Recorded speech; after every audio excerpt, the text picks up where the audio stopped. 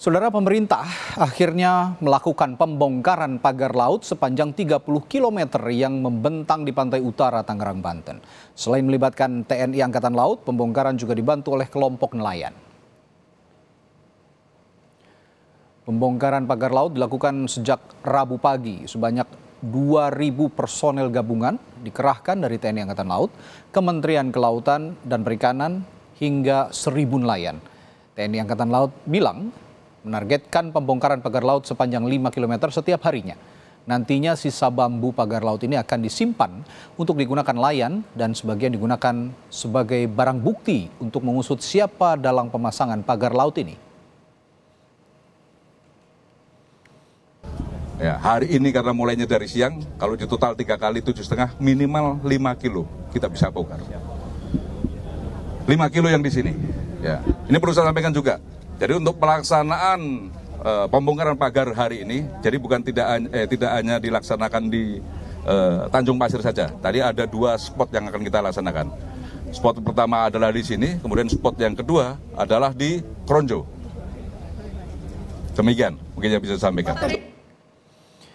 Menteri Koordinator Bidang Infrastruktur dan Kewilayahan Agus Harimurti Yudhoyono mengaku adanya penerbitan sertifikat hak guna bangunan dan sertifikat hak milik di area pagar laut Tangerang, Banten.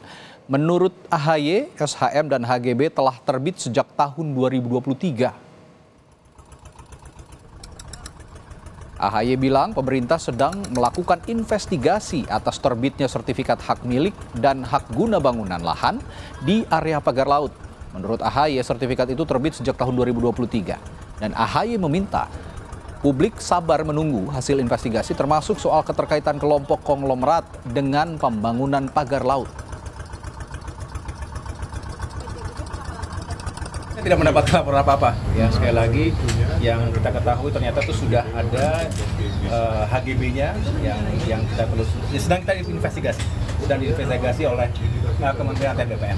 Ada keterkaitan dari pemilik HGB ini, ternyata dia satu grup sama Aguan Group, itu benar atau enggak sih?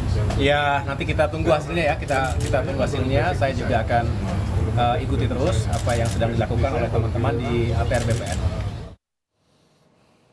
Menteri Kelautan dan Perikanan Sakti Wahyu Trenggono bilang pemerintah menyelidiki pihak yang memasang pagar laut.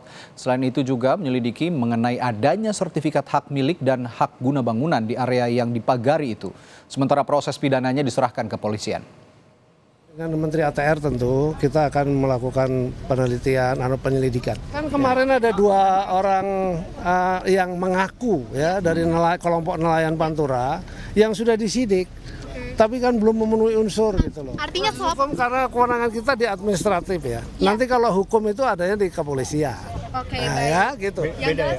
Agak beda. Administratif denda. Administratif itu di kita. Kalau yang misalnya kaitannya dengan soal pidana atau hukum yang lain sesuai dengan pasal 49B Undang-Undang Cipta Kerja nanti ke Kapolri. Oke.